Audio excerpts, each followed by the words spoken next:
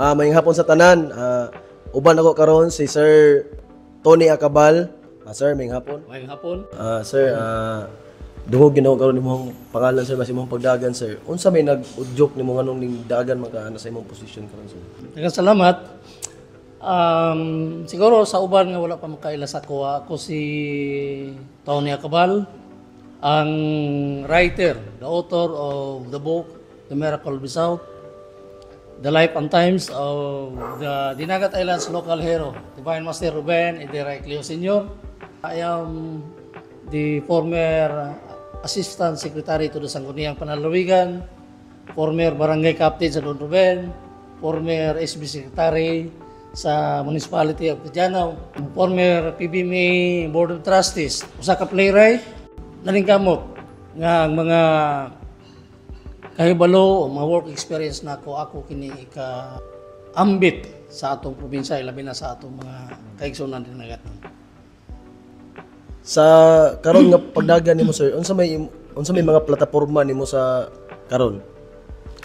Actually, being a writer sa life story ni Divine Master, masayad kita nga ang atong local hero, visionary siya. Kumbaga, ang plano sa development sa Dinagat Islands, kumpleto na siya. Na siya panlantaw alang sa development sa Dinagat Islands.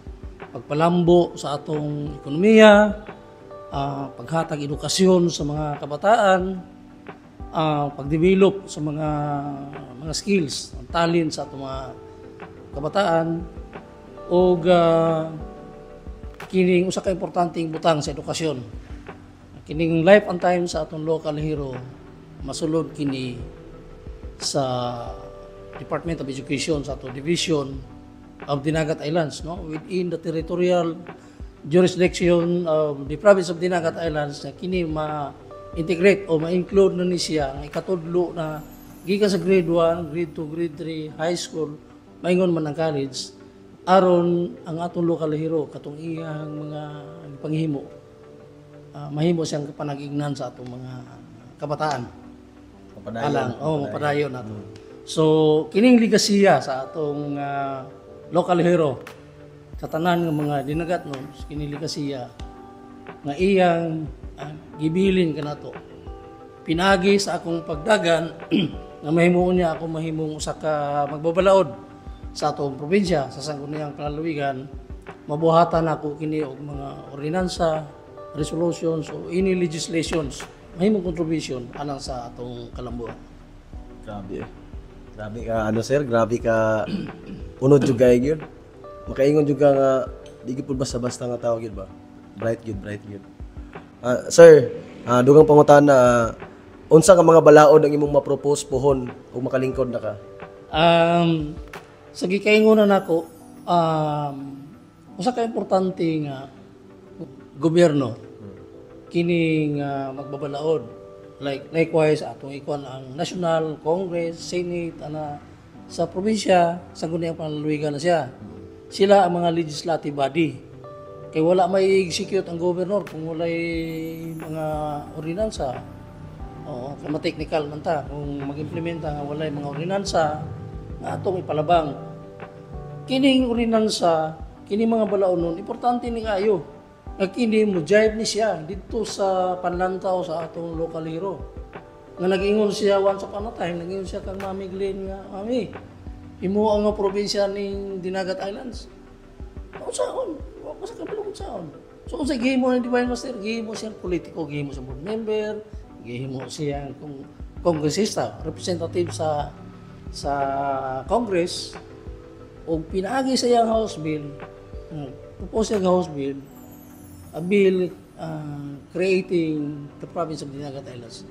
Pag-aprobahan na yung butang probinsya karon. So importante kayo gyud ang kuan.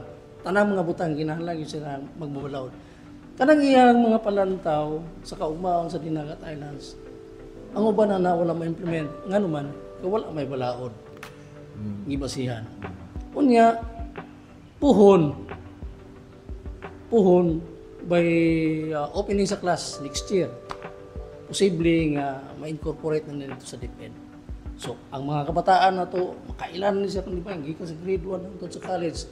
Kung mag-graduate siya sa college, ang usa ka bata, bagtik na sila, maayo na gyud sila. Ngano man, kay maayo man ang local hero na to, maayo man siya, dagham sila. So, naana siya, maayo mo siyang modelo, maumol din silang kagalingon, o pinaka-importante, makaproduce kita og maayong komunidad. So, gawas nini, daghang pa mga butang angay na itong buhatan, wala, tourism development, tourism industry. Karon kinahanglan ma-declare pa ning atong mga tourism sites nga to. Mabuhatan pa ni siya og mga maayong mga panlantaw development through legislation kay ang Siargao nag-openan ba? Paingon na sila diri. Unya maka-create ni siyang employment. Maka-create og employment, dako ang atong income. So mauna nga gikinahanglan sa usa ka legislator labi na kani atong revenue generation. Importante nga maka-income ta. Pagkaroon na tayo income nga suwel inflation tax pero dili pa jud siya kaayo as concrete as collection pero nakatabang na siya sa development sa Dinagat Islands. Daghang development ri, revenue generation, kani ato tourism industry na to, labi na sa agriculture. Ang atong agriculture diri daghan pag angay buhaton. Layo pag yuta kaayo sa tinuod. Ikumpara nimo sa ibang nasod. Layo pag yuta kaayo. Oo, ang atong kanini, ang atong bayutaan nini di pag siya productive. So kinahanglan siya og technology. Ako mo to ko nga ang mga kabataan ni sa Dinagat Islands, nga pride sila.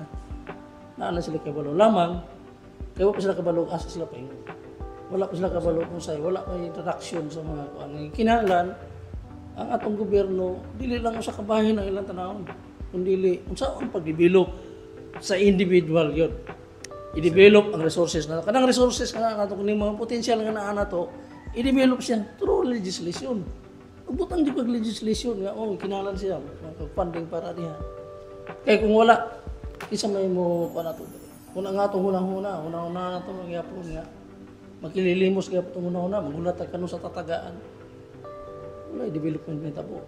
Pero kung ang hunahuna na to karon unsa pa develop sa itong skills, tabangan na itong mga kabataan through legislation, mga estudyante na to doon sa mga estudyante na to sa ma-develop sila. Sir, last question sir. Naisgutan man nimo ganina ang about sa legacy ni Master Divine sa una. As a legislator sir, unsa nimo pagpadayon? Gwapo lang ang pangutana.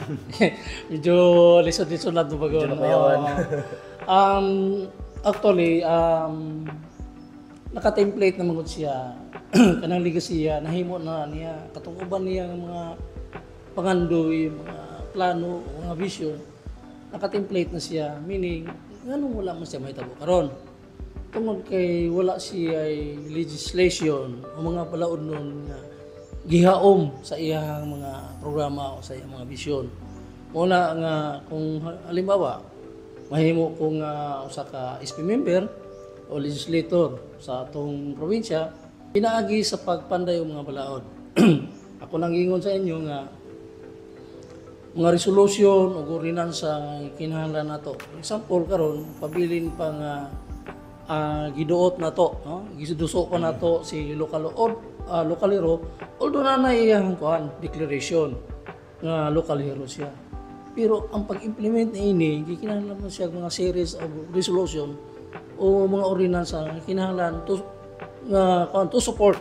Isip ko sa character, usa sa iyang mga tinguha nga one of these days nga ipa-evaluate po ang iyang life sa National Historical Commission nga mahimo siyang one of the national heroes. Kinahanglan na siya legislation, kinahanglan na siya guts, kinahanglan na siya og matulpas sa mga kuan, kinahanglan na siya bright aron iduso nimo kay lisod. Kung magduot ka sa usa ka tawo, magduso ka doon na kay i-propose, kinahanglan ka sa tuyo kang panghuna-huna ang imong mahimo. Pun kung halimbawa mga provincial board member ko, dako nga akong panlantaw nga katong mga ipanghimo ni di sa unang mga culture sa mga kabataan mahimo na to mabalik to itong drama sa iyang life kalabi na karon na ating mga kamera makahimo na tag mga show makahimo na tag ma-develop ta through entertainment. Nya ang atong mga kabataan sa atong mga estudyante, may encourage sila. Instead mo adto sila dito sa medyo Alanganin. alanganin ng mga kuan, mabalik siya kay may ganyan naman sila ma-develop. Ako nagtuo kong with my presence in the Sangguniang Panlalawigan po, mahimo kong provincial board.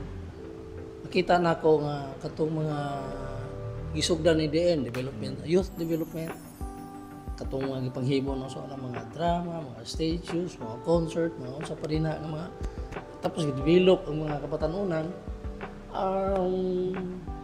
makahimo ni siya mausa sa paagi nga may ganyo na to ang mga kabataan niya tuwa sa dalan ni medyo langanin sa uban wala na sila direksyon ang ilang mga skills sa talents nila ma-develop na siya tapos pohon sila na po'y tanawon sa mga tao develop na niya abot na silang edad niya sakto na po sila mga leader so mao gyud gusto ni din eskwelahon i-develop na tapos at the same time mga ato ko din nga dapit kanang gawas ng progressive kanang bibo ba bibo na siya unya ang mga tao biya ganahan may mga diri kung na mga bibo so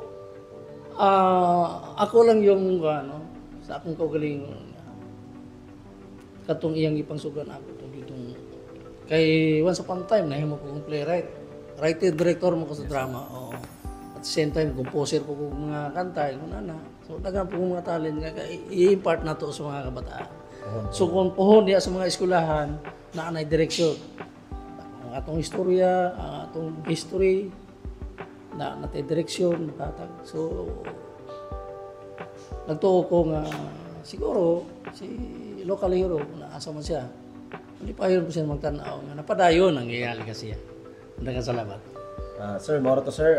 Daghang salamat sa grabe gid ka utokan gid nga tawag gid basta-basta gyud ug nakita gid po na ako si mga sir nga dako po siguro kag ambag pohon ug makalingkod na pohon. So good luck sa imong journey sir.